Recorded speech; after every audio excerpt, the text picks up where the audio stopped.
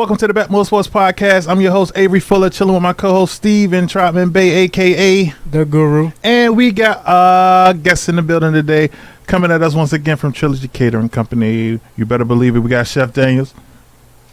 How y'all doing today? We are feeling pretty good out here in Norfolk, VA. You better believe it. Before we start, I just want to kind of go out there and say, y'all know what we do on the Betmoorsports podcast. We drink and we talk good sports. So just so that y'all know, the drink of the day, whiskey sour, baby. So if you ain't got one, get you one. Sour.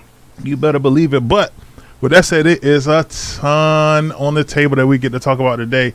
And first and foremost, a king has been crowned in the NBA. And you better believe it. The Golden State Warriors are the 2022 NBA Finals champion. Guru, talk to me. Let me know what you got. I'm going to let Chef Daniels talk since he's a Boston fan. I predicted 4-2, but it was supposed to have been Boston 4-2. You was right and wrong at the same time. We started right off wrong. We started off good. I think we blew it once we had a 2-1 lead. Mm-hmm. Once it became 2-2, I knew we was in trouble then. I won't say that Tatum let us down, but Tatum let us down. Jaylen Brown came to play. Al Horford started showing his age in games 4, 5, and 6 a little bit. But we don't have no bench, and that's one thing that needs to be addressed. Well, you know what I think y'all problem was? I think y'all relied, like y'all let Al Horford gas y'all up. You know, Al Horford went crazy in the first game, and He disappeared the next 3. of course, because he just showed up the first one. He ain't disappeared the last 2. He played his regular role, you know, and y'all expected him to show up. That gas y'all up. Y'all was hyped. We needed Right. Pritchard off the bench. He didn't show up. You know, a couple other guys didn't play as well as they should have. We need a point guard. Bring on back Rondo. This Not man, Rondo. Rondo back is the Rondo. answer. Ain't no way he think Rajon Rondo is the answer to the Boston Celtics trouble. But I predicted Golden State to win the championship probably back in October. Right? And I knew once Clay came back healthy that they was going to be real tough to beat, especially with the emergence of Jordan Poole and the way that the team played without Clay. So I'm not surprised. I thought it would be 4-1 actually, but 4-2 was kind of entertaining. Now, I ain't gonna lie. I feel like after game 1, I felt like Boston had a chance, right? Because of the way that they played without Tatum. And that said that they didn't need Tatum, but again, they had unsung heroes that can't perform like that on a nightly basis. And you know. should have known that they was not going to be able to keep that up. And that was kind of what I said after game 1, So that I'm sorry. Horford was not going to be able to play like that again. Why not? Why not? Why Because not? he hasn't done it all year. Let me ask you this: was you so surprised when Horford did what he did in game 1? 26? Uh huh. I was doing cartwheels. You were shocked, right? He was too. That shock factor was there for a reason. But Smart played pretty good. I think the turnovers killed us. You can't average 20 turnovers. Where those turnovers come from? Because somebody had like 100. Jason Tatum, man, set a record. Man, He had man 100. went down in history. He had 100 turnovers. But if you're going to when you crown these young guys, it's hard to live up. I mean, yeah, it's hard to live up, but I mean, let's face it. They came into the game with nobody on Boston having finals experience. Half of the team in Golden State had over 10, 15 games of finals experience. They had Steph Curry. They had Clay, but Clay was more of a he was a strength as far as Boston having to plan for him. You know what I'm saying? He ain't have to do too much on the court per se, because you know it was other people there that carried it, which he did his part.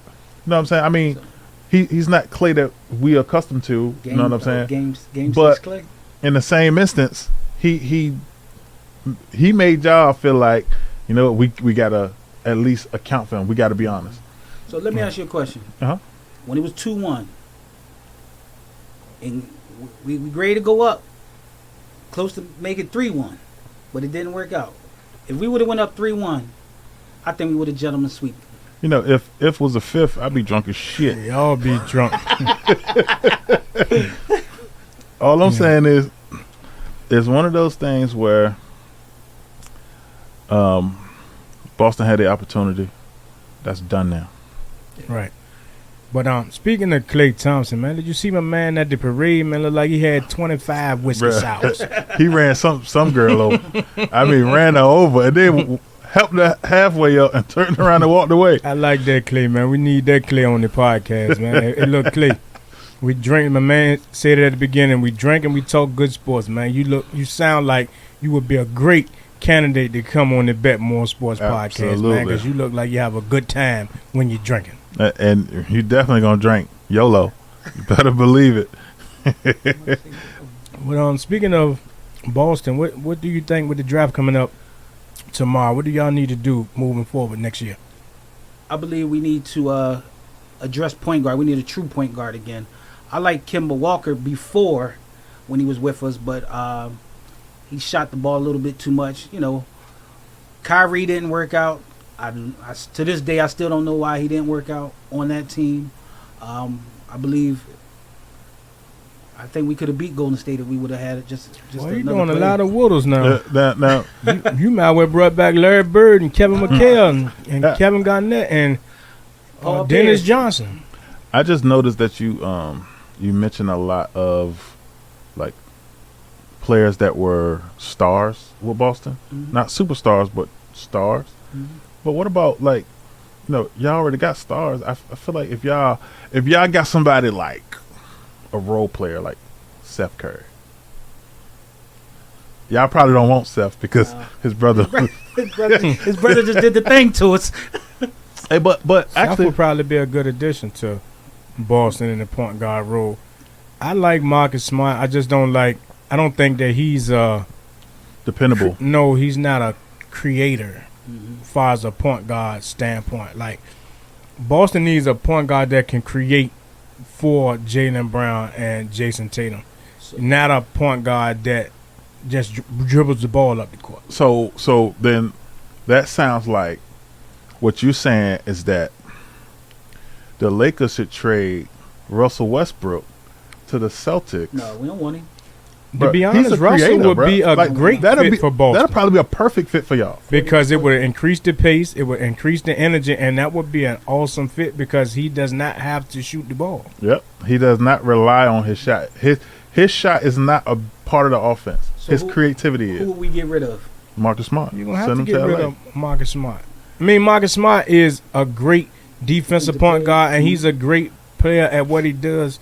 And I love Marcus Smart when he was at Oklahoma State. Don't get me wrong.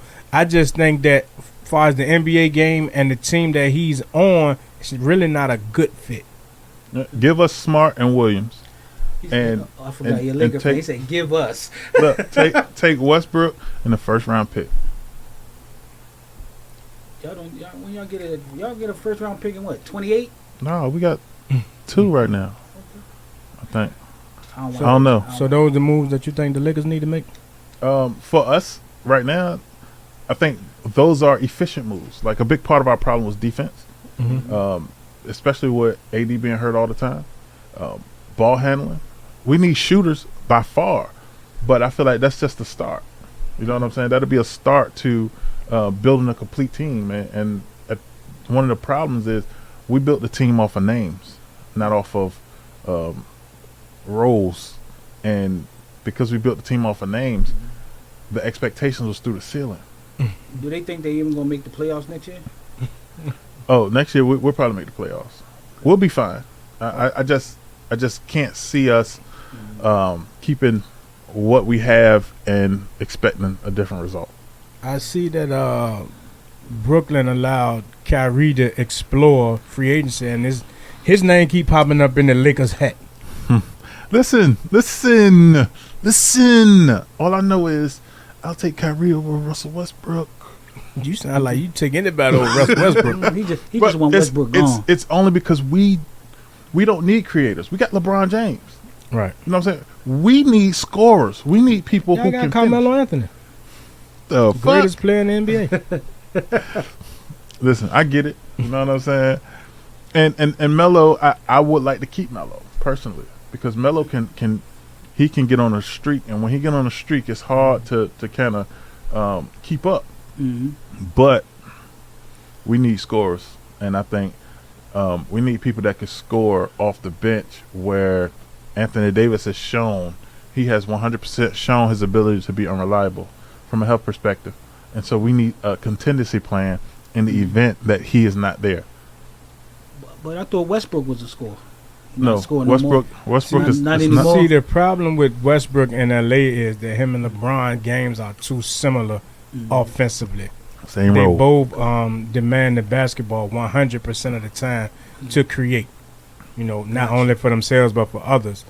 It's nothing Russell Westbrook can do off the ball. Like, he can't go to the corner and spot up. He can't play back doors. Like, I need the basketball in order to be Russell Westbrook. And I think that in Boston, he would kind of be back in his role because he worked good with good players around him, you know, because Jason Tatum doesn't need the basketball. Jaylen Brown is not ball dominant. Those guys play well with the ball, but they play just as well without the ball. Right. And we still need some role players too. Sure Definitely bench role players. I feel like y'all had the team to do it. Like y'all could have won had y'all did some things You different. starting to sound like the chef now. There's a whole lot of coulda. What could we have done? What I'm saying is, if y'all change too much, you're gonna lose more than you gain. Exactly. You know what I'm saying? And it's just one of those things where, if, like, for instance, y'all number one defense in the league. Golden State was number 2, and they looked like the number 1 against Boston. Right. So let's say you add like I said, a Seth Curry, a shooter, to the repertoire. You know what I'm saying? And not rely on people like Al Horford to be a shooter. You know what I'm saying? That puts you in a better spot. But with that said, actually something came to my mind. A couple of podcasts ago, we had this conversation, and the conversation was that if Steph won the finals and he won the MVP, would he have a seat at the table? I told you I felt like he was already at the table. No, he wasn't at the table though. No, that's how I felt because, I get like I said, teams were not geared to win the championship with your smallest player being your best player and winning the championship. But I think that's the problem, right? So the problem in that is he want the best player. He was. He's been the best player on Golden State every championship except for the years that they had Kevin Durant. They only won 4. Okay, and they won 2. And 2 of them that they won, and Iguodala got MVP. Iguodala should not have gotten the MVP. What you mean? He got. Listen, he shut James down. It was a defensive game. Man, the people, LeBron almost averaged a triple double, and he almost averaged. But what 40 did Steph average? Did Steph almost average 40? He averaged more than Iguodala. Average disappeared like 3 of them games. Steph disappeared like 3 of them games. I would have gave it like again to LeBron in a losing effort. I would have gave it to LeBron. Iguodala. Can't get a loser MVP. You know, I'm not an Iguodala fan because he called himself the real AI when he got to Philly and disrespected my man Bubba Chuck. Yeah, I ignore that. So I would never be a fan of Andre Iguodala. But I do feel like Steph got a seat at the table now. The reason why I didn't feel like he had a seat at the table before, because number one, you can't sit at the table with a bunch of MVPs and you not. So he was a 2-time MVP. Right, he just was not a Finals MVP. Right, but at the end of the day, and I'm gonna ask you this, Guru, if you are in a player in the NBA shoes and you got the choice to be a Finals MVP or league MVP, which would you choose? If I'm the league MVP and we still win the Finals, I don't give a damn about the Finals MVP. No, because how many league MVPs won the Finals? Steph, he won it twice as the league MVP. What I'm saying is, in the situation where you are sitting at this table with Finals MVPs and you don't have a Finals MVP, which means you have not been the best player in the Finals. You do know you can't leave me as the witness, right? Clearly. my decision is final. I'm just saying. If I won the MVP and still won the championship, I'm cool with the regular season MVP. Now, if I'm just the Finals MVP a finals MVP to me is not as important as a league MVP if you win the finals. If I recall, and you could say if was the fifth, you would be drunk as shit, right? Mm-hmm. Because James Harden was the league MVP, and he ain't win. You ain't hear me say collapsed. if you won the finals. Yeah. But if it's a difference if you win the finals because of you. He was the league MVP. That means that they don't get to the finals quite naturally without the best player in the NBA. What James Harden ain't never been to the finals. The Again, team hasn't been to the finals. What I'm saying is you were the best player in the NBA on a championship team. To me, that resonates more as just one of the finals but you MVP. want the best player in the finals. In the finals, out of every game that you play in every season, what game count? Now, if we talking like that, then we talking like players like Michael Jordan who won finals MVP and MVP in the same season type. You know what I mean? That's a real MVP. Right, that's a real MVP. Right, but we're talking about this table that we putting Steph Curry at. So what happens when you got a league MVP, like you said with Harden, Mm-hmm. AI, that never... Right. They ain't sitting at the table. Okay, Is Harden sitting at the table? no.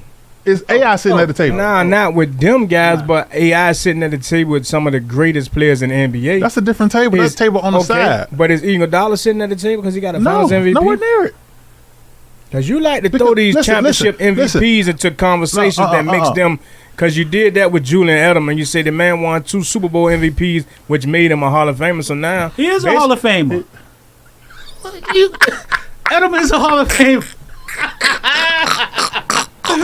Come on now. Come on now. How you not going to have Edelman as a Hall of Famer? Jules? This Jules is a Hall of Famer, this man. is unbelievable, man. This is Jules is a Hall of But Famer, man. Avery say my man got a seat at the table now. I felt like he been had a seat, but I'll take it that he got a seat now. We'll go for that. Oh man. Whew. Whew. All right, so we got a couple players that's on the run. Hold on. Before you do that, man, since we on the MVP Hall of Fame category, Okay. Udonis Haslem, Oh, he says that he is a Hall of Famer. Mm. He got 3 championships. Avery like championships. The man got 3 championships. come on now. And he said that not only is he a Hall of Famer, but he's contemplating whether he's going to come back and play next season because losing in the conference finals left a bad taste in his mouth, and he feels like that they can get over the hump and win the championship next year. Did you see the video when they lost? Yes. And He was like, he was like this. Man played He was 0 hurt. minutes, and he was running around like he done left gave it Oh, his my all God. and left it all on the court. he did leave it all on the court 5 years ago. Yeah. Oh man, that is. So is Udonis having a Hall of Fame? Listen, Udonis Haslem is he's a Ring of Honor recipient for Miami That's alone. So you think that Hall they're of going to Fame. hang his jersey in Miami? No, they're just gonna That's give him Ring a of ring. Honor. No, retire his jersey. That's It's it. gonna hang his jersey. Mhm. Ring of Honor is he gonna get a ring and say thank you Yeah. for They're everything. gonna put him under the score, the scoreboard. You know, the time clock. Put his number right there. That's about they it. can put a statue out there. Then if that's so, the case, So both of y'all saying that he's not a Hall of Famer. nowhere Nowhere near. near For it. what? He can't spell Hall of Got 3 Fame. championships, man, with Miami. Listen, They what couldn't does have done that it without mean? him. No. Like They Big B could have say- done it without him. Big B say Boston couldn't have done it without Big Bert. Yeah, Big B was delusional. He was he was tired, drunk, and asleep at the same time. I don't know what was going on with him. I tell you, listen, Udonis Haslem is not a Hall of Famer. He was not an impactful player over the last 10 years of None his of his 20-year career- I was about to career. say- None about of his 10. career. None of Definitely his career was 10 he years. impactful, in my opinion. But that's just my opinion. Right. I get it. I mean, I feel like Wade years he was a starter, so he he had to have some kind of impact, I guess. But Hall of Famer, no. He just Yeah, absolutely not. he must got a podcast like Draymond Green. He's trying to stir up some conversation because boy, he tripping. All right, so it's a couple of players that is coming up on the final year of their contract, and they're looking to either opt out or opt in. And the first player that I got on the map is Bradley Beal. Bradley Beal's pretty much it's been reported that he plans to opt out of his contract with the Wizards of his final year, which means he in some way is looking at getting some money from somebody. What is the best fit for Bradley Beal? I actually think that the Lakers or Boston would be a good fit for Bradley Beal. I 1,000% agree, and that's not the Laker fan to me speaking. Or the Knicks. He'll be a good fit for the Knicks if the Knicks get a little more. Right. I don't think we need Bradley Beal. We need a little more oomph than Bradley Beal. But I think that Boston, because I'm going to be honest, I don't see Boston moving forward with Jaylen Brown. Really? Right? No. Wow, that's a bold statement. I think that they're going to break Tatum and Brown up, and you heard it here from the guru if you never heard it from nobody else. So that would be a good move for the Boston Celtics to kind of get Bradley Beal and send Jaylen Brown on down there to Washington. So what you think that Bradley Beal would be a better addition over Jaylen Brown? Even after the finals that he's had? Yes, I do. And the reason why is because Jaylen Brown plays with the heart that Jason Tatum should play with, right? Mm-hmm. So it becomes kind of like a conflict of interest when your best player isn't playing not as good as your second best player, right? Mm-hmm. And it's simply just a will to win, right? It's not a skill set. Jason Tatum is far and above and beyond better at the game of basketball than Jaylen Brown, but Jaylen Brown doesn't believe that. And he plays like, I believe I'm better than Jason Tatum, and Jason Tatum kind of plays second fiddle at times. I think him and Bradley Beal will work better together because Bradley Beal is just really a blue-collar basketball player. He ain't one who's looking for stardom, right? Mm-hmm. And I think that's what kind of ran, because back to what you were saying about a point guard. Mm-hmm. You ran Scary Terry out of town. That was your best point guard. You ran Scary Terry out of town because Terry Rozier played with that same fire as Jaylen Brown. Mm-hmm. So, Guru, I'm going to have to respectfully disagree with what you said. I understand what you're saying, and your point is a valid point. But I believe that Jaylen Brown is, like, number one, he has shown that from a basketball perspective, he got what Jason Tatum don't, that make them great. He got what Kobe has that separate Kobe from. Stop mentioning Kobe in the name in the same sentence with these guys, man. Listen, because Jaylen Brown has fire. Don't get me wrong, and that's what I said gave him the edge, far as the game of basketball, but he doesn't have a better skill set, right? But than Jason Tatum. One thing that we both know, that we all know, is that basketball is more than just a skill set. All of this stuff has to accumulate together and work together in order for you to be the player that you're capable of being. And one of the biggest problems is Jason Tatum can have all the skills on the planet, but if he does not have the will, he don't have the will because he's from Duke. Oh. Gosh, he just took that left because he's from Duke. I'm not going to say because the man from Duke, right? but that is what I'm saying. I'm saying that he does not have that fire in him. Not saying that Jason Tatum is unstoppable. As far as you cannot stop Jason Tatum from scoring. He stops himself because of that lack of fire. Mm-hmm. Right, but that's where he's a liability. And at the end of the day, would you rather have the person who is going to get his shot because of his fire, or the person who you have to help him find fire in order for him to get a shot? I'm going to take the best basketball player and surround him with basketball players that can help him win. Well, that's what they did. I'm not taking Jaylen Brown over Jason Tatum. That's the reason, like I say, that's the reason why they let go of Terry Rozier. Because Terry Rozier was arguably just as good, if not better, than Jaylen Brown. Oh, my gosh. Guru. He was decent. I don't know. Guru, listen, man. Jaylen Brown was... You write a lot. But you wrong in this case. So have you just compared Terry Rozier to Jaylen Brown? Have we not seen Terry Rozier score more points than Jaylen Brown? Bro, it's an 82-game season. I'm talking about, have we not seen Terry Rozier Terry Rozier was a walking bucket. I haven't seen Terry Rozier average more points than Jaylen Brown. That's a difference. Terry Rozier, he can score. He can, right? But it's a difference when you got to do it for 82 games.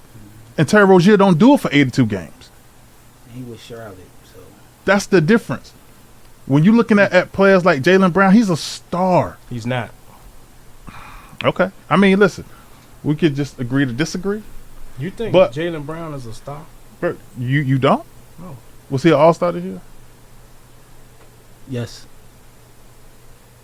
He's a star. He ain't a superstar yet. He's a star. Right. He's a star. He's a star. It wasn't hard to be an all-star in the East this year, bro. Right. But even if it was, he would have still been one. No. I mean, like you say, we agree to disagree. I think that Jason Tatum is a far better basketball player than Jaylen Brown. Yeah, that's. Listen, I can't disagree with it because, you know, again, the games are similar but different.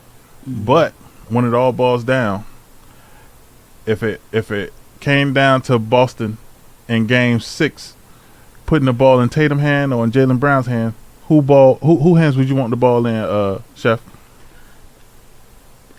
By the way they were playing, Brown was consistent each game. Every game. He was the leader of that team for that series, period. For Tatum only to have, in one game, what he had, 4 points in the second half? Last game, he ain't scored in the second half at all. Yeah. So, and, you know, him and Bradley Beal, best friends, both from St. Louis, so I don't really know how I would want that on the same team. Where does skill set come in for that? You know what I'm saying? Like, he got the skills, but where was those skills at in that situation? You know what I'm saying? And that stuff make a difference. You can have skills all day, but if you don't use them, it don't matter. Bill play defense. That's the biggest difference. But see, if you got Marcus Smart, he'll kind of cover up for where Bradley Beal lacked. Now Bradley Beal is a far more superior offensive player than Jaylen Brown. I don't even know about that. Man, averaged damn near 30 points a game. Right, but he played on a team with nobody on it. He got more shots than everybody on the team. That means that we know you're gonna shoot the ball, and we still can't stop you.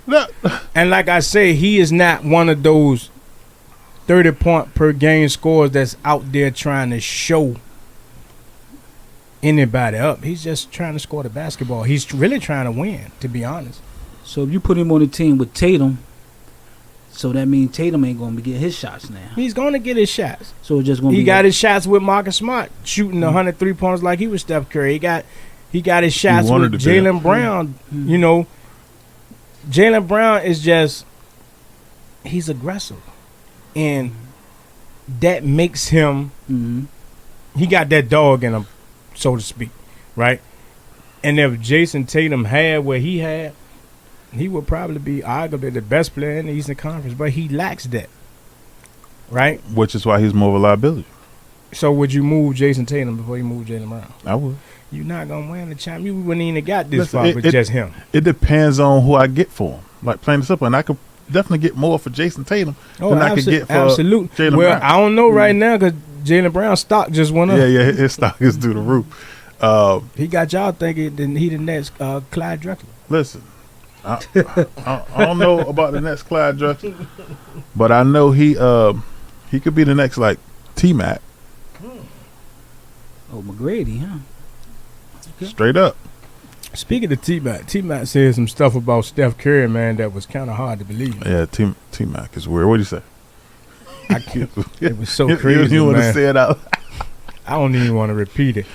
But the man, he say he not top 10 or something like that? Man said he like ranked 112 or some shit. The man, top 10, the man say the man is really just a shooter that's garbage for real. Terrible. Don't understand. He was talking about Seth. He wasn't talking about Steph. I don't know. I don't know what he was talking. Sounded like he had a few whiskey sours. He must have been talking about Dale. Talking about the dad. But then he tried to recant after they won the championship. Of course, that they always recant after they get proven differently. You change your mind. That's how that cookie crumbles.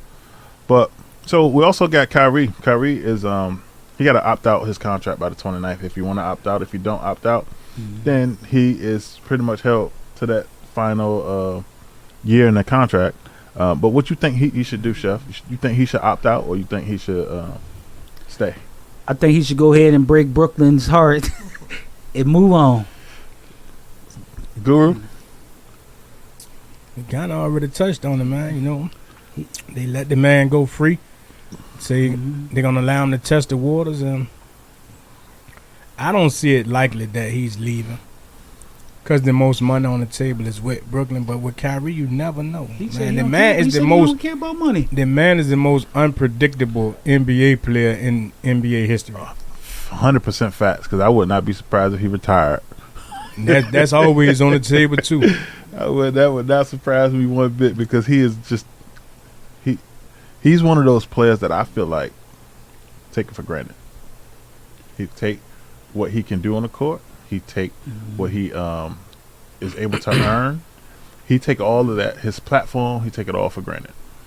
Somebody, I forgot, one show I was watching, they said that he could be the best player in the NBA. Never, but I get it.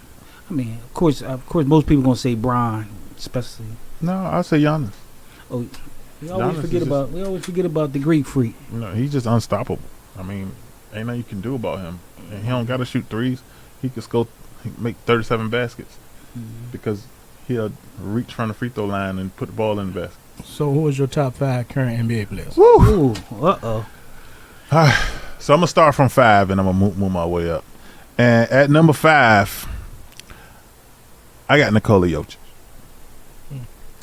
At number 4, I got Joel Embiid. At number 3. I've been looking at my wife's list. At number 3, I got LeBron James. Does anybody disagree with anything I've said up to this point? I'm going to let you finish. Okay.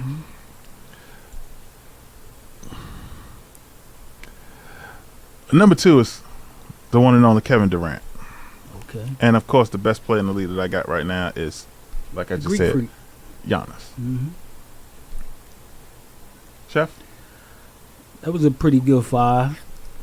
I'm going to go with Greek freak. That's 1 or 5? Oh, no particular order. No particular order, yeah. Okay. I'll give you to you on yeah. The Greek freak, Durant. I ain't saying Bron. No, I ain't saying Bron. Ain't no way. I'm not. Durant. No Tatum. No Brown. I'm going to go with Luka. Top 5 is Joker. And LeBron. You just say you I won't gotta say Bron. You gotta say Bron. I mean, Can't help it. you can't help it. So he got Luka, Joker, LeBron, Giannis. KD, and Giannis. Guru, you up We talking current NBA right now today. right now? Give me, and these is in no particular order. But I'm going Ja Morant, Ooh. Luka, KD, Greek Freak, and I'm going to have to say the Finals MVP, Steph Curry. Ooh, Can't man. leave him out. He's the best player on the best team in the world. The Guru has spoken. But, you know, top 5 is hard, and I'm just saying, like, current NBA and moving forward, I see those guys, you know, kind of hitting their stride and going upward. Whereas Joel Embiid, he's playing. You think he done maxed? I don't think he's maxed, but if we remember, he started his career injury prone, and that doesn't go away. You know, so he's kind of at a level where he can get better, But these guys are all young. Mm-hmm. And I'm talking about scoring the basketball at will, and they're exciting, and that's who I want to see play basketball right now. I pay my money to see John Morant before I pay it to go see Joel Embiid. I get it. I mean, You know? You ain't put Durant on your list, did you? Yeah, he was up there. Oh, okay. I think. I don't know. I get it. He You know, should've but been. I don't That's feel my like favorite basketball player in the NBA right now. But even Durant, his window is more closing than it is opening. right. But none of that matters if we focused on the now. If we talking about in 3 years, I'm talking I about can see this it. year. I'm talking about currently. This year, these guys had better season than a lot of those guys that's top 5. Normal top 5 players. Like, I think John Morant had a better year than LeBron and KD. His team was better. You think John than Morant both. had a better year than LeBron? Yeah, his team was better, and he was ranked higher in the MVP vote. So that means he had a better year. If you ask the MVP voters, His team was better by far, without him. they was Oh, better yeah. with him. Was there a better team with him or a better team without him? They was better than the Lakers with and without him. Was the Lakers better without LeBron? Or We don't know because they was just trash. They weren't good, but regardless. we know that the success of the Grizzlies is not on John Morant. It's on their team, right? We can say that because they won a lot of games without him. However, John Morant is the just exciting, Memphis bro. Grizzlies. He's just exciting. He's a face because of how exciting he is to watch. He's an explosive player who can give you a just like Steph. Steph is a exciting player to watch. When you watch Steph come and run around something and catch the ball and throw the ball up and run down the court, that's exciting. And so that don't make them the best though. That don't make them top players. them my top 5 though. Yeah, of course. I ain't knocking your top 5. I'm just saying how I feel about it. You know, that's my opinion. My top 5, man. Gonna tell me about my top 5. No, listen, I'm just telling you why I feel like your top 5 is not top 5. That's all. Why? Just tell me why you feel like your top 5 is top. I didn't tell you why I felt like your top 5 wasn't top 5. But ain't this the point of the conversation? No, It's 100%. you introduced your top 5. That was for the world to talk That about. was for the world. Yeah, I don't disagree with your top 5, but I felt like my top 5 is a good top 5. And both of you guys had Embiid in there. I don't even think I had. No, he Embiid had in my Embiid in top 5, man. No. Embiid is a liability in his top 5. Oh, yeah. Always, you say always hurt. I think he had Luka though. He had Luka. Luka is the top Ja. 5 NBA player right now. I don't think so. In my In opinion. my opinion. Yeah, the reason why because he don't play on both sides of the ball. Oh, He don't play on one side of the don't ball. play defense. You know, that's the difference maker. But again, that's just my opinion. That's just my thoughts in that regard. So I get it. I can tell you who not a top 5 player, but he one of the top 5 richest players in the NBA. He just opted into a contract a couple days ago. And I don't think he played in about 3 years. Who's that? John Wall has opted into his contract for $47 million next year. It's been reported that they are going to be having conversations about him getting back to basketball. But he's never going to play for Houston. They already said that. So, with that said, where's a good fit for John Wall? I haven't seen John Wall playing so I long. don't even know what he can do no more. know. I seen him work out, though. I seen him working out. He still look good. But Yeah, it's Wayne about to easy- guard him. Yeah, it's easy looking good working out when you're playing against the dudes from the YMCA. That is it's the best game he could ever play. He can go over there to China with Marbury. No, he definitely got good NBA years left. It's a whole lot of players he's better than in the league. Yeah, he definitely got some. I don't see him being like a upper echelon, top tier, all star.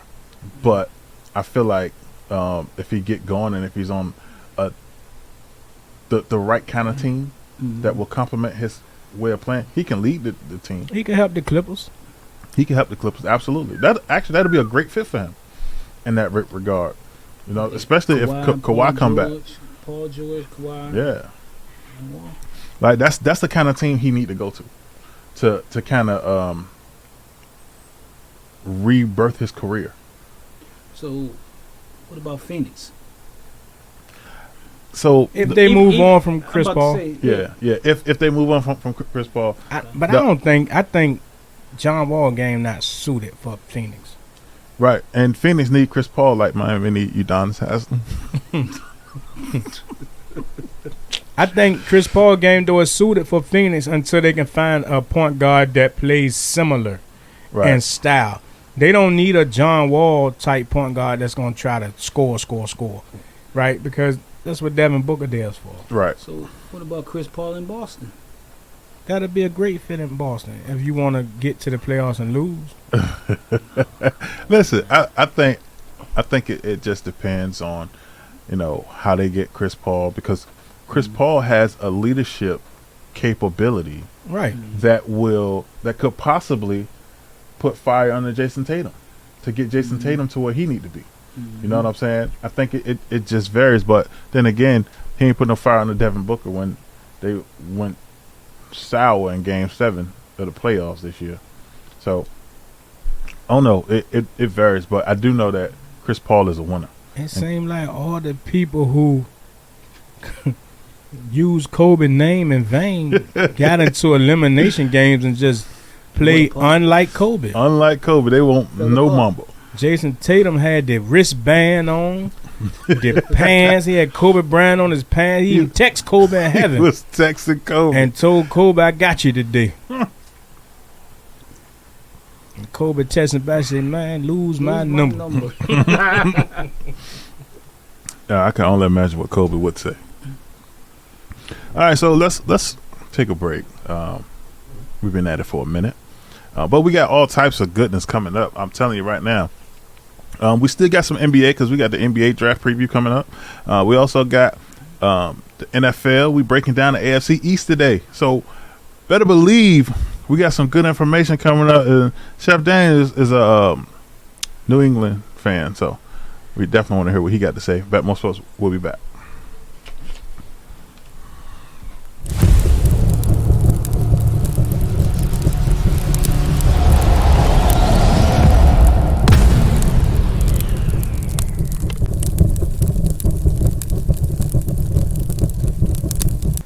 Welcome back to the Betmoorsports podcast, where we are coming at you from Norfolk, Virginia at the Betmoorsports Studios.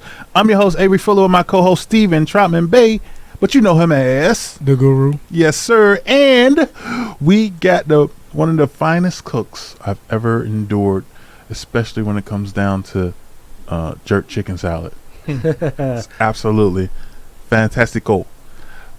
The king, the owner, and head chef of Trilogy Catering, Chef Evan Daniels. You better believe it. We got some NBA draft information coming up because guess what? Tonight is the NBA draft. And it's going to be a lot that's going to have to happen for a lot of these teams, and it's a lot that can happen. But what I want to know is, and I'm going to start with you, Chef, is who do you got going number one? I think it's going to be Jabari Smith from Auburn. But as we know in the past, the Orlando Magic never pick who they should pick when it comes to drafting. A few years ago, they picked Feltz, number one, Markelle Feltz, when they had a chance to. That was Jason Tatum's draft, huh? Yeah, the Jason Tatum year. Well, thank goodness Orlando took him or Philly took him? because Philly Philly did take him, and then they Then made he got a traded. swap. So yeah, I mean he's Orlando. He's in the league. I think he's in Orlando. He in Orlando. He's in Orlando. But you're right. Orlando has been questionable in who they pick. The only time that I can say they haven't really been questionable is 3 picks, and that is Dwight Howard, Shaquille O'Neal, and Penn Hardaway. Yeah. But outside of that, I mean, they can do so much better. Who you got, Guru, going number one? It should be Jabari Smith, in my opinion, or the boy from Bancaro from Duke, right? I feel like those two are the best players in the draft, but I kind of feel like Orlando is going to take Chet Holmgren, to be honest, because he played with Jalen Suggs in high school, and they formed a pretty good tandem. I believe they won the state championship, man, and was damn near unbeatable down there in Minnesota when they played together. And, you know, Orlando took Jalen Suggs in the first round last year, and I think they'll kind of give him his homeboy. They kind of like run along with down there in Orlando. But they should take either Jabari Smith or Ben Cairo. Let me tell you who I like. I like Jaden Ivey. I feel like Jaden Ivey will be a good pick because I feel like he is the Jason Tatum of the draft, period. Right? I feel like he has the explosion. And when you put him with those trainers and developers in the NBA, it changes the entire trajectory of his game. Now, from a realistic perspective, I agree with the guru. They're going to go with Chet Holmgren because Chet Holmgren is a 7-foot shooter.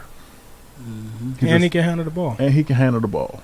And at the end of the day, those are damn near anomalies right now. You know what I'm saying? And the only people that you can compare that to are players like Kevin Durant.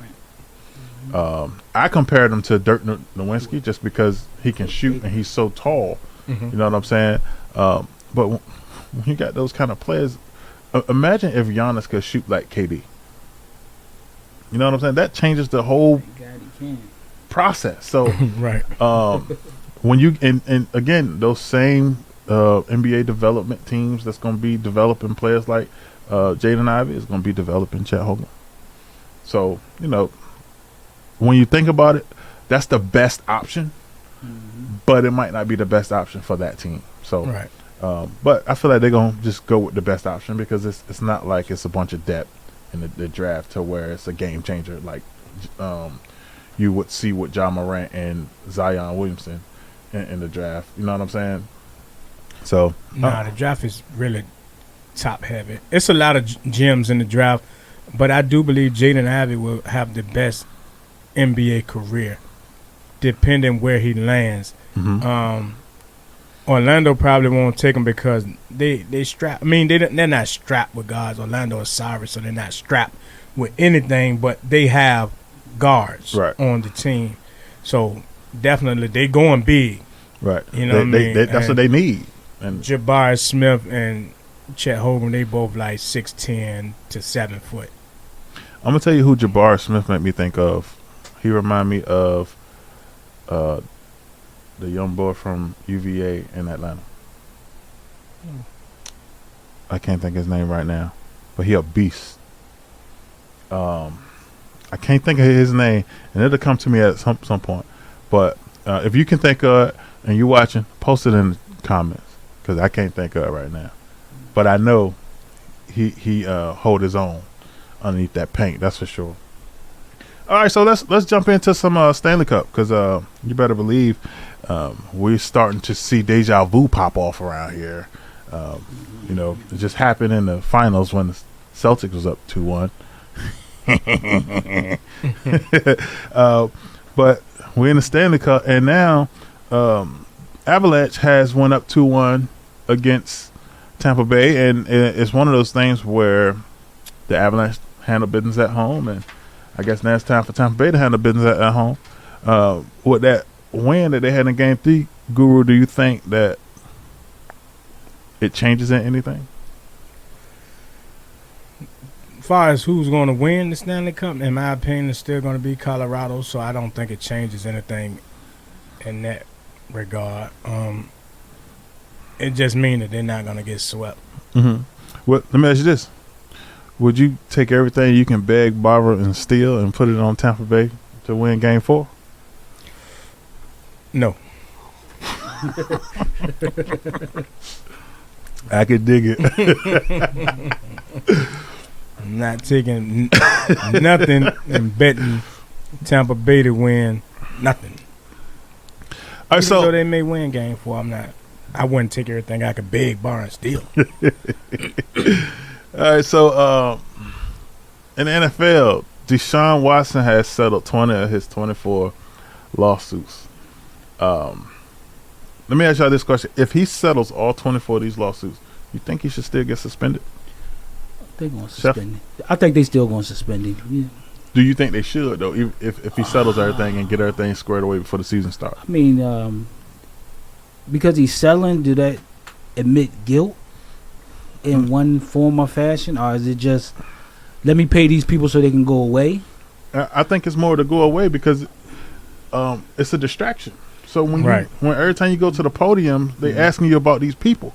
You know what I'm saying? After a while, you like, I don't want to talk about this. Yeah, let's talk about something else. And you settle, but get it out of the way. I think for to save face, the NFL going to suspend him. They probably 4 game him, 6 game him. You know, just politics, just so they can just say, oh well, we handled it the best way we could. Guru, you think that's enough? I don't think they should suspend him at all, to be honest. I think they will because it's Roger Goodell, and that's what he do. Yeah. But, settling is basically, like you say, trying to make it go away because this what it's all about at the end of the day. It's all about money. Right. It's really nothing from a criminal standpoint has been done. Right. Right. All criminal charges have been gone. Have been dropped. Yeah. Right. So he has broken 0 laws from a criminal standpoint. Right. Mm-hmm. From an integrity standpoint and from you being the quarterback and them looking at you as the NFL being a brand, you kind of hurt the brand because it's still in the news. Right. Right. So Roger Goodell going to probably suspend him. No, I don't feel like they should. Because like I say, he broke no laws. How many games you think? They're going to suspend him probably about 6. You think that he can repair his image? If he go out there and take the Cleveland Browns to the goddamn Super Bowl. Because I mean, or even to the AFC Championship.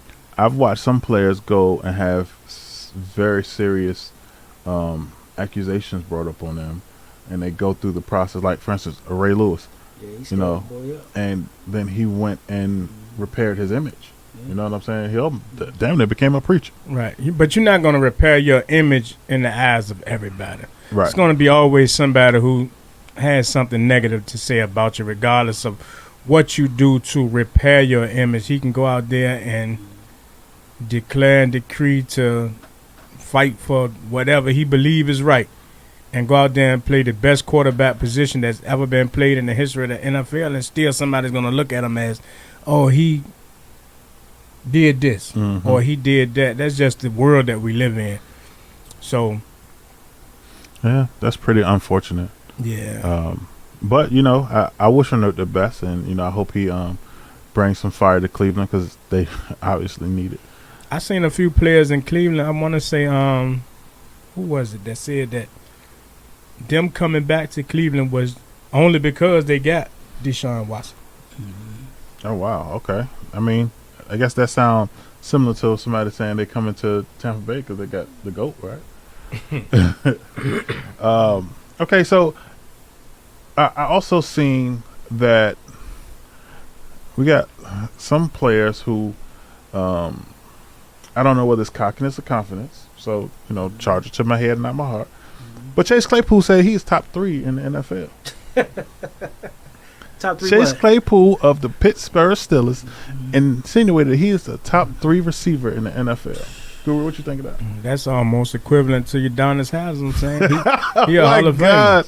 He just compared that to Udonis. I mean, that's kind of like the same because you done nothing in the league to make me feel like you top 3. You might be barely top 3 on your team. He the number 1 though, right? Barely. Pittsburgh? Barely. I guess that probably gonna change this year. But I'm pretty sure I can name 20 to 25 receivers better than Chase Claypool. We'll probably see at least 10 to 15 wide receivers drafted ahead of him in fantasy football. Yeah. Oh yeah. Easily. He's probably gonna be in the lower ranks, and the expectations are gonna be low. But he has the ability to have some sporadic games that make good plays. But who's going to be quarterbacking? Yeah, I'm about to say, who's the quarterback for the Steelers? The Steelers got. I know they drafted a kid from Liberty. No, he going to the Titans. Oh, he. But they got. You've been doing a lot of cooking, chef. So we're gonna we're gonna forgive you. Didn't they pick up oh boy, that was what, Buffalo? Mitchell Trubisky. And I mean, I'm just saying he a better option than what they had. okay, does that make Claypool a top 3 receiver with Trubisky? If he can get some rapport, I mean, He might maybe. need Aaron Rodgers. You know, he's a wide receiver maker. Well, yeah, that's true. Maybe if he demand a trade, you know, he might make a splash. I don't know. Anyway, so let's move on to the AFC East.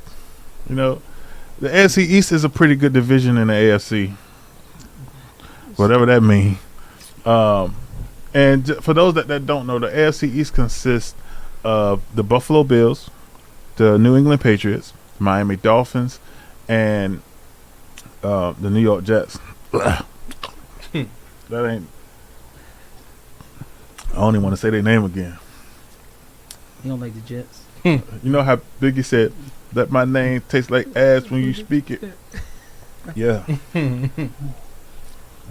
So first and foremost, let's break this division down, right? Because right now, if we were to talk about the 4 quarterbacks that's starting in this league, that includes Josh Allen, Tua Tagovailoa, Mac Jones, and Zach Smith or Zach Wilson.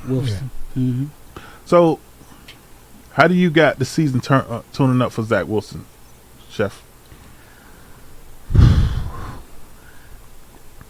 I believe the Jets will probably finish last. That's number 1. Captain Obvious. Oh yeah. They drafted well. They got a couple of good free agents. Can you name one? They're free agents. Just one. Who did I see go there? You can't. Just let it go. I can't. I'm at peace with it. Only big free agent I seen in our division was the kid from the Chiefs, wide receiver, the Cheetah, went to Miami. So that might hop over us a little bit. I'm a Patriots fan, as everybody know.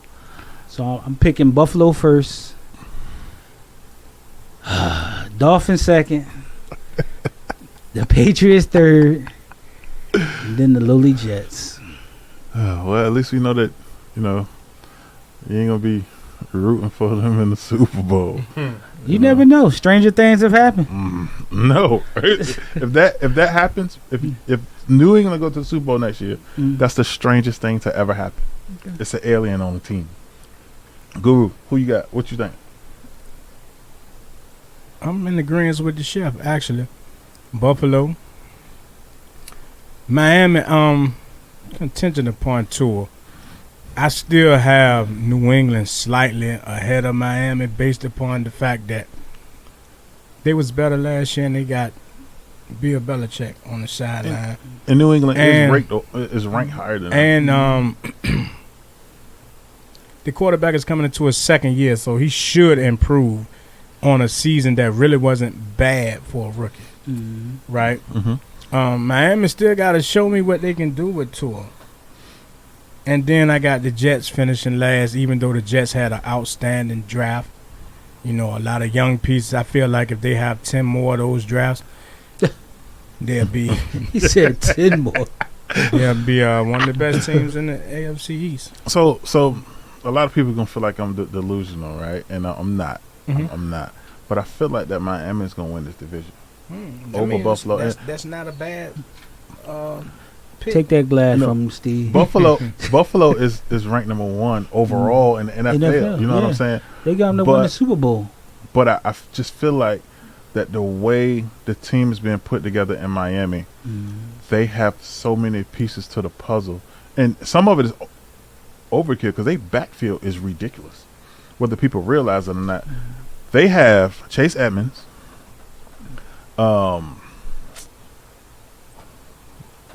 Raheem Mostert. This kid from the what's the Miles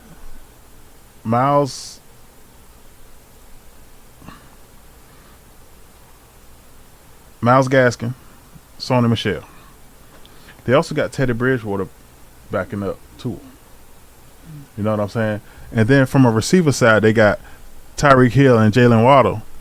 Mm-hmm. And I mean, I can't speak heavy on their defense, but they still got a Pro Bowler and Xavier Howard. Mm-hmm. So, you know, I feel like the way that they are orchestrating their team, you know, it's making a substantial difference. Now, don't get me wrong, Buffalo got, you know, some additional pieces too, like Von Miller. You know, Right. That leadership by itself is going to make a difference. But I just feel like if Tua play to what we think he's capable of, it's going to be a really tough division. It's going to be a great division to watch. Right. If Tua Between can play them like two he teams. played in the last 9 games Right. or last year. And now he got somebody to really throw the ball to on both sides of the field. Yeah, Waddle last year. He might need to punt the ball down the field to the cheetah. Right. His arm strength not going to get it there. Well, maybe he just need to throw it early. He throw it early and let the cheetah just run. You know, If he throw it early, he going to throw it right to the safety. You got to be able to throw it far.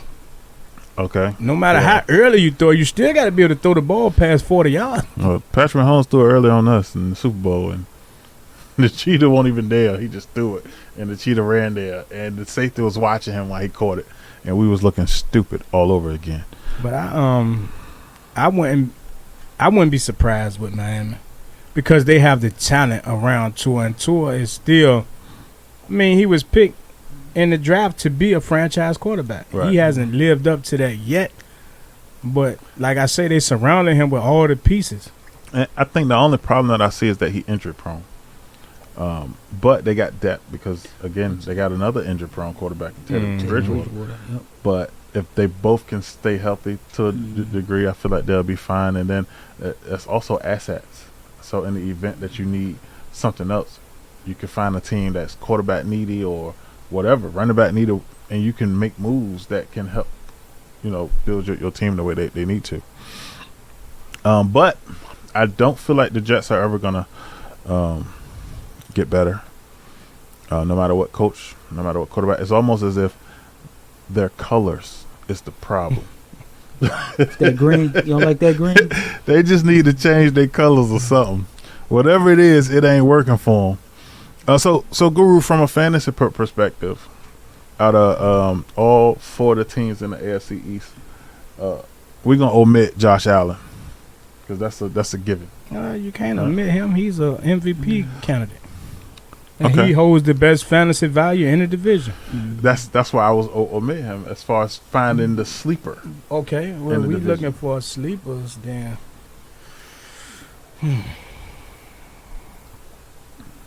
I like the youngin from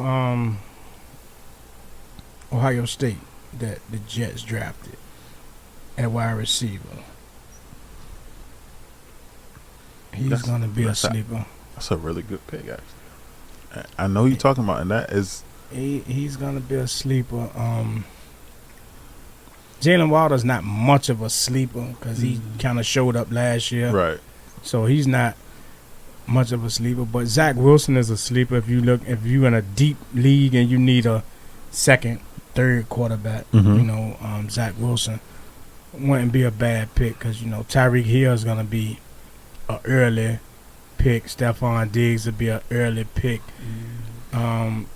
Buffalo defense, of course, Okay. Yeah, would be an absolutely. early pick. So I'm going with they didn't get a Olave. Which one of them boys from Ohio State did they get? I don't really keep up with the Jets because They're the Jets. they're the Jets. But Chef, you play fantasy. I play for it. Yes, I do. You don't, Yes, you I don't do. have no championship rings on this table. I but know. do. I was checking it out. I Who do. 2018? That's me, the inaugural champ. Who belt? That's he. That's mine. He's the You current see champ. that? I am the current champ. I'm going on there. Put that up there for those that Wow. don't know, you know. So you can feel free to join into the league. Oh, definitely. You know, get you one of these. You know what I'm saying? I actually lost in the Super Bowl to the Guru in the inaugural season, the very Yeah. first year of our fantasy, and so Yeah. you know he earned it. He earned every second of it. That might be the closest that I get to any kind of championship since my Patriots don't look like they're gonna get one this year. Garrett Wilson, that's the receiver I was Garrett talking Wilson, about. okay. The Jets drafted. That's gonna be a sleeper.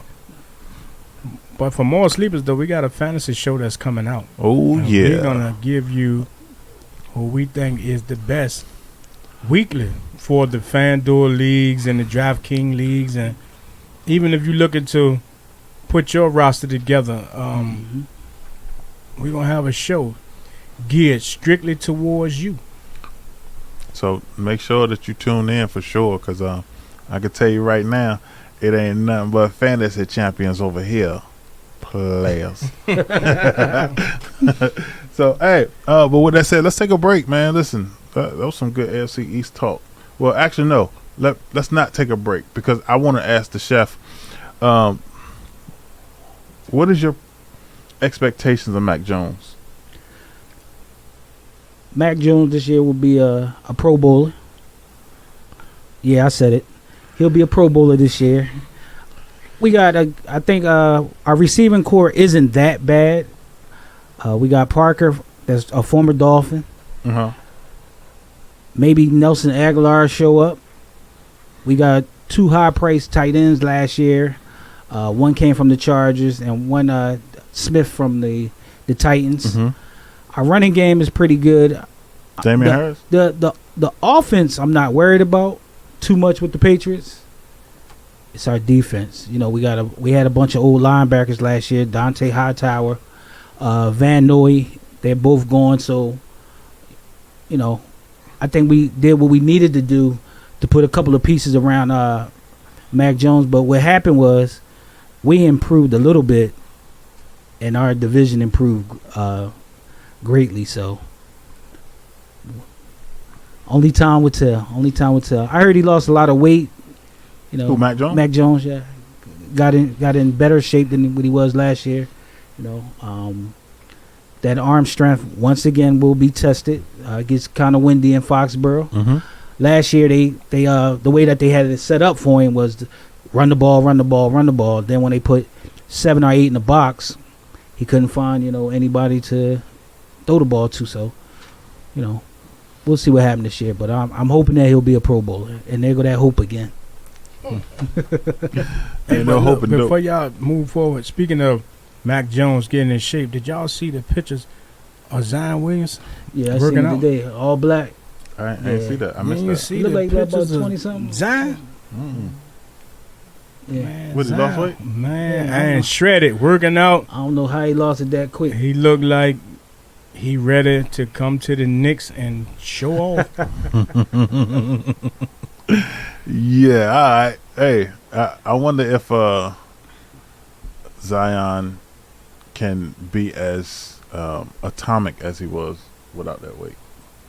Because I feel like that weight was a big part of why he was so successful, because he was explosive with that size. He don't look like he lost a lot of body fat. You see, I got and transformed a lot of body fat into muscle.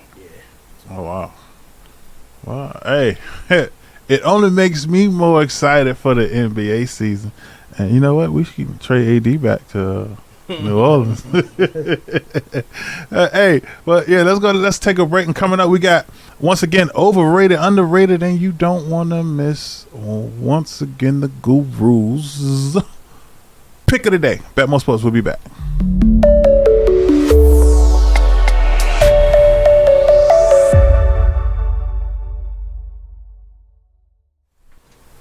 Welcome back to the Betmoorsports podcast. I am your host, Avery Fuller, with my co-host, Steve and Trotman Bay, a.k.a. The Guru. And we got the head chef, king, and owner of Trilogy Catering in the building, of course, Chef Daniels. How y'all doing today? And like we stated before, we are about to jump right into some overrated, underrated, and this episode of Underrated, Overrated is going to be based upon NFL conferences. And with that said, our first conference is going to be the conference that we last spoke about the last time we talked to each other, the AFC East. And we're going to start with you, Chef Daniels. in the entire NFL world, do you have the AFC East as overrated or underrated? Probably underrated because they're going to say that there's only one real team in there, and that's the Buffalo Bills. So the other three, most people are going to say are just mediocre teams. But well, one of them not in a team. Well, the Jets. That would make them overrated. What do you mean? No, I'm just saying, just the Bills is the only team that they. That's what I'm saying. The division is overrated if okay. only one team is good. Gotcha. It's two teams. That's Well, it's two teams. He's saying good. that they're underrated because everybody only think that Buffalo is good when it's going to be 2 or 3 more teams that's going to be better than they think they are. Oh, okay. So this year they underrated. I can go with that. They might have 3 teams with winning over records. 500. Yeah, winning records. I say they underrated too. 10-7. Yeah, listen, I can't even disagree. I mean, all the changes that's been made, the only team that's not underrated is the Jets. They rated. Next up, this is going to be the AFC West. AFC West, Guru, what you got? Until they show me something, they overrated. Ooh, the AFC West is overrated. Yeah, people got them as the super division right now. Yeah. So until I see it, they overrated. And I mean, if you think about it, respectfully so, they earned the right to be the super division because they got Russell Wilson in the division now. You got to show me. Right. Devontae Adams in the division. The Chiefs as a whole unit in the division. The Chargers in the division. So, and all of those teams made some significant splashes. I mean, the Chiefs didn't have to necessarily make significant splashes, and they took a substantial loss. But overall, as a division, they're probably the strongest division in the AFC. How many Super Bowls they got combined in the division? I don't know right offhand, but they got quite a few. They overrated. They got 6 total. Yeah. Well, sound like you're talking about San Francisco. The Raiders. Yeah, Raiders too. Ain't won one since goddamn 81, 80. You got because you got the Broncos, Chargers. Never. Absolutely none. Chiefs too. The Chiefs 3. just recently. Because you got to think about that old one in the AFL. Right. Okay. Well, he don't count AFL championship. Okay. Yeah. He only counts Super Bowls. Okay, then that's only 2. Avery don't count championship. He said I was the only one that counted championship, but I see that you count them too. Listen. At the end of the day, it's hard to count championships in the AFL when it's 6 teams Amen. total. Sounds good. That's not a competitive division. It's a championship. 6 teams. Anybody can win multiple championships when there's only 6 teams. Am I wrong? If we had, and this is a bad example I'm using anyway. If we had 6 teams in our fantasy league, how many of them championships you think you would win? All along. You see how that worked? We didn't have 6 teams. How many did you win? But see, the thing is, I won 1, but last year I think we only had 3 leagues, right? No, it's like our 3rd season. Since 2018, so that's 18, 19, 20. 4, 5. I played it all along. Yeah. Okay. You was inaugural. Yeah. But I take breaks. Oh, that according to my schedule. Right. Last year, Betmoorsports took precedent over fantasy football, so I was kind of missing the action. Betmoorsports was a little more important than fantasy. I understand. So my week 1 roster might have been the same as my week 2, 3, 4, 5, 6, and 7. Betmoorsports was just important to me, and my week 1 roster was different than my week. Well, you're not the guru, so you're not responsible for handicapping these games. Which not at I all. Would. I got a different role. Exactly. So that made my time role a little more. It's pretty substantial as well. And we didn't have the podcast then at the time, so right. But we was working on it. Right. But that was my role. You had less responsibility far as Saturday and Sunday when it came to studying. You could study who to play in fantasy. Like this year. Well, I was studying for my doctorate as well. Right. But this year, there will be no reason because we got the fantasy show. Absolutely. Well, hey, this year's gonna say a lot. Yeah. In the world you of already fantasy. know the guru is back. Welcome back, Guru. I love it. How many teams was in it last year? 14. The year before last, I almost had to pull over to the side of the road and suplex my old lady because I was trying to do the draft while driving back from D.C. And she kept saying, well, you can't drive and drive and drive and drive. And she was in my ear like a mosquito, a little gnat. And I said, do you want me to pull this car over? So my whole team was a little bit. So that's 2 years that was down the drain. But all you missed was Saquon. You can pick him in the 6th round now. Exactly. He's better than any back on New England with a bad knee. Yeah, that's true. He's probably better than every player on New England. But with a bad knee. But you know, that's absolutely true. However, I say that the AFC West is overrated. I believe that they're rated. Well, no, I'm wrong. They're underrated at this moment. But they're underrated because people like the Guru, they got to see something first. And I mean, right now they got a ton on paper, and there'll be some on paper. Champions right now. So they underrated on paper. I mean, I think that's all we really got to run with is paper. So, but hey, let's keep this party going. I don't even know whether this the AFC South. Woo-hoo. The AFC South Trash. is some cut. All fraud. I mean, Indianapolis and Tennessee should be good. Should be good. Jacksonville should be better. Okay. Houston trash. Who the quarterback for the Colts now? Matt Ryan. Not right. Fraud. Listen, I don't know. That might be the change Matt Ryan need because he damn sure need one. But yeah, they overrated. They got the 2 best running games in the NFL. Yep. Tennessee Literally. and Indianapolis. So that should help Matt Ryan a lot with Jonathan Taylor. Yep. In that running game. If Jonathan Taylor can perform the way in which he did last year, that's the big if. Because Jonathan Taylor, I believe he caught the lead by storm. So it's not like he did it on multiple occasions. So you never know. Now, hey, when you got a runner like Tennessee got, ain't nothing you can do about that. You know what I'm saying? You know what's gonna happen, and you know you can stack the box and everything, but no, it is what it is. All right, and then let's go to the last division in the AFC. We got AFC North. It's been a lot of big changes in this division. No more Big Ben. You got Deshaun Watson for Cleveland now, which means Baker Mayfield going to be gone at some point. And then, of course, the Bengals, AFC champs. You know what I'm saying? And Lamar Jackson, he's still there. Guru, talk to me. Underrated. Ooh, we underrated. What about you, Chef?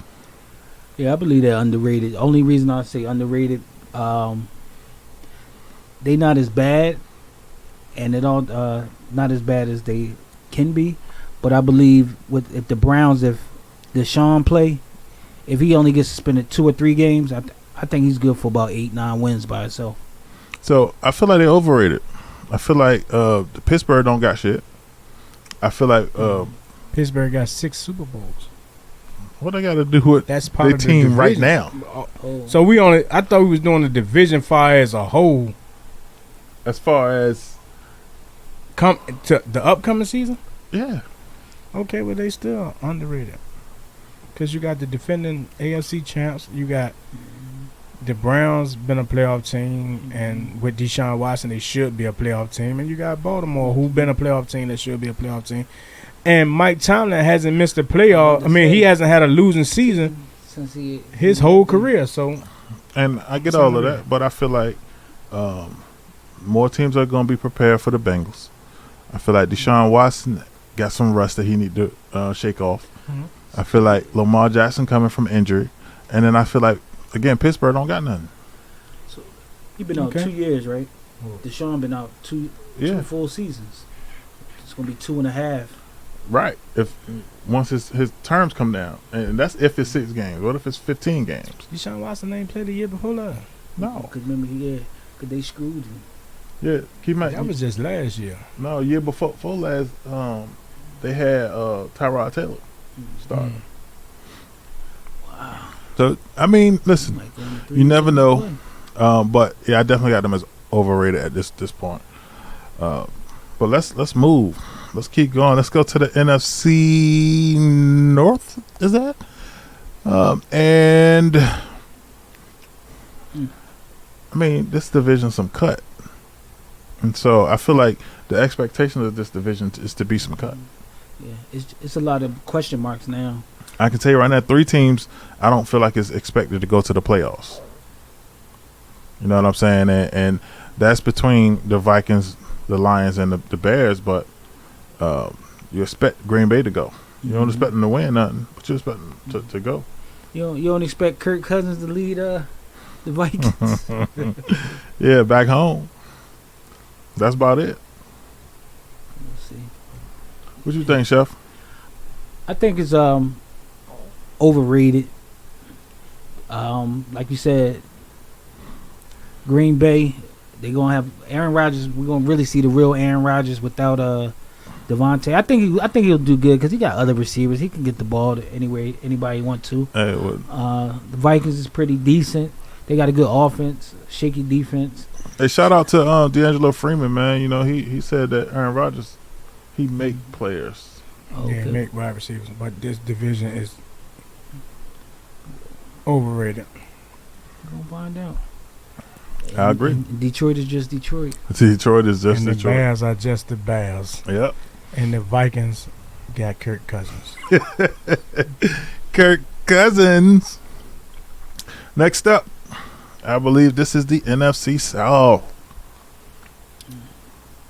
Now, out of this entire division, I feel like it's 2 teams that may go to the playoffs. I know one gonna go, and that's Tampa Bay. Mm-hmm. But the other one is probably the Saints, and that is just based on health and if Drew Brees come back. So I got this division as overrated. Chef? You're right, overrated. Carolina, they might as well go ahead and let McCaffrey go somewhere else. Let him walk. Atlanta is rebuilding. Gronk retired, but Tampa Bay is still, Tampa Bay is Tampa Bay as long as 12 is still playing. Mm-hmm. And the Saints, they had Tampa Bay's number up until it mattered in the playoffs last year. So we'll see. Guru? I think both teams going to the playoffs, even without Drew Brees coming back. I think Jameis Winston can take the Saints to the playoffs with the additions that they have offensively. Mm-hmm. If he can protect the football, but They got juice, right? that's just 2 teams, so it's Oh, overrated. Jarvis Landry. Yeah, juice down there. It's overrated. Okay. All right. And I think I said it, but I'm going to say it again. Overrated. And then, here, listen, this is the most overrated. Definitely division overrated. in the NFL history. The most The most overrated division in NFL history. NFL history. They got the most Super Bowls combined in the division, so how is it the most overrated division in NFL Don't history? matter. I'm just Now, if we saying. talking now, then I'll say, yeah, if we talking history, then we got to recant that statement. Listen, all No I know is division has more Super Bowl wins than the NFC East. that's Every perfectly team fine. has a Super Bowl in this division. That's Thanks fine. to the Eagles beating the Patriots. Yeah, that was cute. That was what? That was cute. Damn. The Giants beat the Patriots twice. Damn. They did. They Damn. Every one of Tom Brady's Super Bowl losses Came to the NFC. came to NFC the East. NFC East. Yet, y'all say it's the most overrated division in the history. Every one of the Buffalo Bills Super Bowl losses, 4 in a row, came to the NFC East. John Elway's Super Bowl losses, NFC East. I mean, this. The most hated. Are we talking about the most history or we hated- talking about? The most hated conference. We talking about most hated. practice. I want y'all to take Are we the time talking to about take a look at the Guru. 'Cause Practice. when, We talking about practice? when I say history, You shouldn't have said history. You eyes should have lit said up. now. you can see the passion You should building. have said currently. I would agree with you, but you did something that was disrespectful to the NFC East. Listen, by far the greatest division in NFL history. Oh my you said gosh, it was the the greatest most division. overrated in NFL history. So the Cowboys number one make them overrated to me because Just Cowboys of the fans. Okay. right? Just Right. What about the Understand. Giant fans? Giants fans Not really that bad. You know what I'm saying? He be delusional at times. I'm never You know, delusional he because I'm said- a sports bettor first and foremost, so I bet against the Giants just as well as anybody else. If I feel like the Giants can't cover a spread, I'm taking the other team. Right. If I feel like the Giants are not going to the playoffs, I'm going to bet that the Giants won't make the playoffs. I'm not But saying. if I feel like the Giants as 18-point underdogs to the New England Patriots in the Super Bowl, it's going to there beat you the Super go. Bowl, then I'm going to bet Uh, straight up. I don't need the 18 points, 19 points. I'm going to bet that the Giants are going to win, and Wasn't I'm going to that much. cash in on the biggest payday in Super Bowl history. And I get that, right? But when I speak in regards to your delusion, Guru, I'm not speaking of your sports betting delusion. You're a sports betting genius. But see, It's a reason that you're the That's guru. what makes you delusional when you think your team is above and beyond better than they actually are. No, I no. don't. so I'm all not delusional. Cowboy I'm a fans is realist. delusional. Listen. A lot of them. Listen. Okay. I listen to the Guru tell me how great Eli Manning is. A lot of times I be joking. Eli Manning is a 2-time Super Bowl champion, 2-time Super Bowl MVP. But I never said he was great in a serious conversation. He's a giant great. He's the greatest giant quarterback, yes. But I Phil don't. Simms? Yes. We had this conversation the last time you came in. Yes, over Phil Simms. Phil Simms don't got 2 Super Bowl MVPs. Eli do. I Phil get it. Simms didn't win 2 Super Bowls as a starting quarterback. Eli did. Well, maybe me speaking in regards to your delusion is when you joking. Maybe that's the case. I joke a lot. But I would never challenge your delusion when it comes down to betting, because I know that I joke a lot. you'll bet against whatever when it Yeah. all balls down. So I'm never gonna knock that. Okay, so whenever I refer to your delusion, I'm never referring to your delusion as far as betting. I know you'll bet against your team. You'll bet against me. It don't matter. I bet against my mama. If it's the best bet, if it's the best bet, If I you feel know? like she gonna lose me. And my mom faithfully watches the podcast. Absolutely. I won't bet against you. I'm joking again. And last but not least, we got the NFC West. NFC West, I feel like is rated. Personally, you know what I'm saying. I feel like our division will be just as good as it was last year. You know what I'm saying. Ain't nothing special about it, but we are the best division in the NFC right now. You know, This guy is hilarious. this ain't me. It is you. Being biased. No bias. It is Right. you. No bias. So, And it's the moment somebody says, "This isn't me being biased," They that biased. means that this me being biased. That's just no, like not at all. that's just like when somebody say, "I don't mean to be rude." Then say the rudest shit ever. But you I meant didn't, to be rude. I didn't say nothing biased. You did. I said that our division is rated. But we talking underrated or overrated. We ain't talking rated right now. Is this division overrated or underrated? Give me a ranking. Is That's it's underrated. We had 3 teams go to the playoffs last Monty left. year. Did we not have 3 We teams? ain't talking about last year. We talking about this year. Okay. You just rated the Charge division as underrated based upon what they're gonna do this year on paper. Then you say what we did last year. But wait, What are we talking about? We We ain't talking talking about about history. on paper. We talking about. That's what you Listen, just said. listen, I no. went by what you just said. Bro, if I recall, the Super Bowl champions came out of what division? Right. The That division. NFC Championship consisted of teams from what division? At the end of the day, when it all boils down, how drastically have those teams changed? Y'all trash.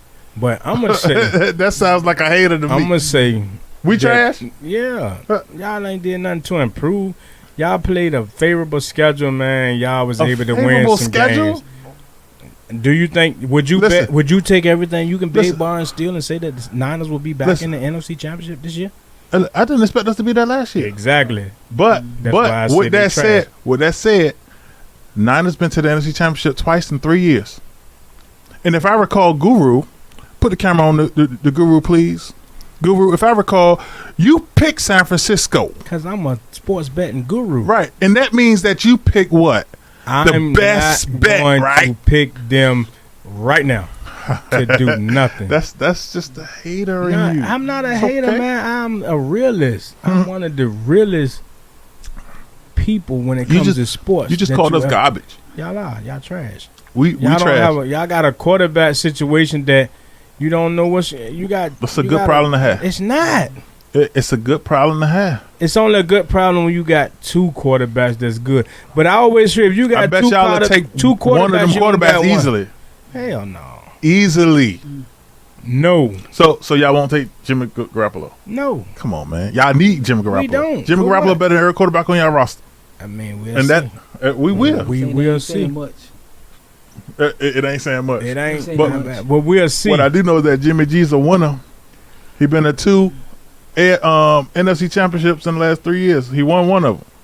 That's all I can say. Jimmy G is a biscuit. Men lie, women lie. Numbers don't. I can go out there and hand the ball off, Avery, Hey, to the number one running attack in the NFL. I can do that.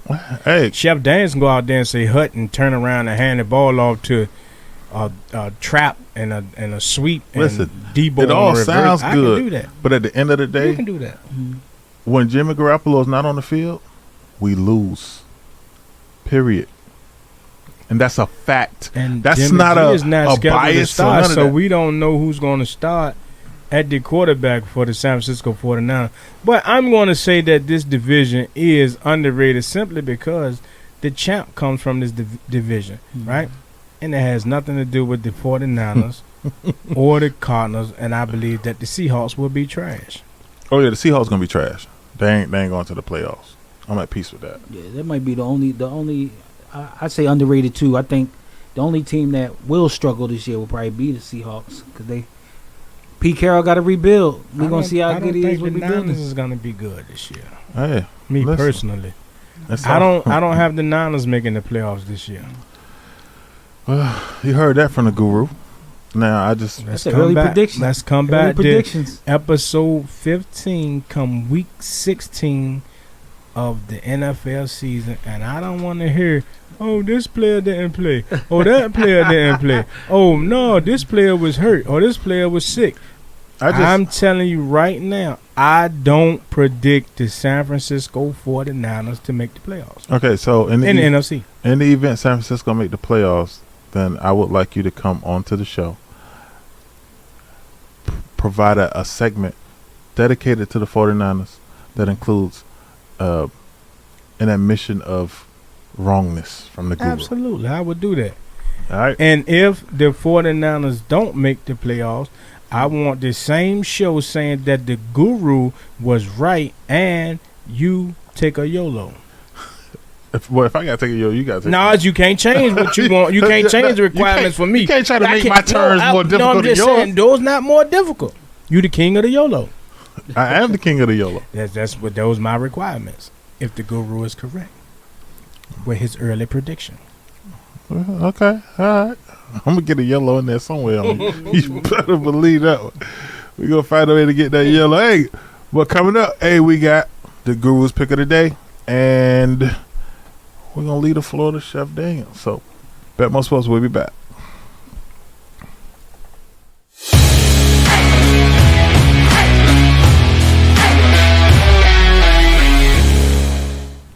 And now it's the guru's pick of the day. The guru's pick of the day is the Chicago White Sox minus 165 on the money line to beat the Baltimore Orioles. Take everything you can beg, borrow, and steal and put it on the Chicago White Sox to beat the Baltimore Orioles. And there you have it. The guru's pick of the day. Take everything you can beg, borrow, and steal. And don't give it back. It is what it is. With that said, hey, it's been an awesome show. We got Chef Daniels in the building. You know, Trilogy Catering, live and direct. One thing that I can do is I can vouch for this food. That's for damn sure, because I had it firsthand. And you better believe. And the chef brought us a pan of goodies, man. The chef did bring us a we didn't even get to crack it open. pan of that. But he brought us a lovely. pan of. You gonna let me take this home? No, they say we taking half and half. You mean taking home? We don't got 2 pads. Well, hey, boy, you better put yours on. You better they put some plates up there for you. Hey, you did right. Take yours and put it on them plates and wrap it up in that plastic. Hey, listen, man. With that said, Chef Daniels, Yes. the floor is yours. How you doing? My name is Evan Daniels.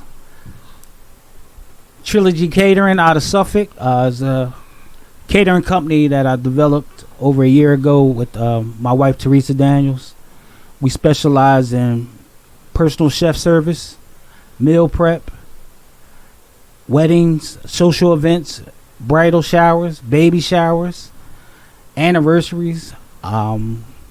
We also do private dinners in your home. We come to your home, redo everything from setting the tables, cooking the food in your lovely home, wash all the dishes, clean up after ourselves. Our website is www.trilogycatering.com. You can check it out. We have all the pricing there for you. We have all the pictures. Everything, all the information you need to know is right there for you. Give us a call, give us a shot. I guarantee you will not be disappointed with Trilogy Catering. Thank you. Hey, with that said, from what it sounds like to me, Trilogy Catering provide a one-stop shop that will enable you to pretty much do everything you need to do, whether you're taking your wife out on a date, whether you are having a honeymoon or celebrating an anniversary. They're going to come and do everything for you, take care of everything, and leave and clean up behind themselves. And wash the dishes.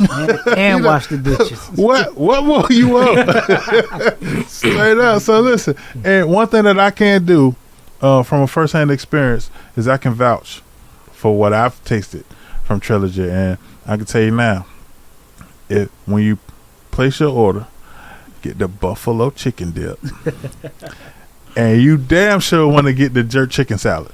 Now the jerk chicken salad blew my mind, so I'm gonna tell you now. Make sure that you is there. Make sure you tuning in next week to our Betmoorsports podcast. But once again, thanks Chef Daniels. Hey man, we appreciate it, and it's unfortunate that you're a Celtics fan and that you got to deal with everything that come with that, and that you're a New England fan and Tom Brady gone. So And a Red Sox fan. And a Red Sox. They trying to say I'm 0 for 3. Golly. At least you can cook. At least you can cook. Exactly. You can damn sure do that at the highest level. So keep that up. But with that said, hey, Guru, episode 15 down. 1,000 more episodes to go. Make sure y'all like, comment, subscribe. Visit us at www.betmoorsports.com. Subscribe if you want to make some money coming from this man right here, because you better believe it. One thing about him is he's a winner, and I love it because we got him. You don't. Hey, but with that said, Betmoorsports, we are out of here. Thanks for tuning in. Again, we'll see y'all later. And don't forget, later on tonight, NFL draft. Holla at us. Peace. NBA. Oh, man, say NFL. NBA draft. Too Holla many at us. whiskey sours. Till next time. Blame it on the bottle. All right, y'all. Peace.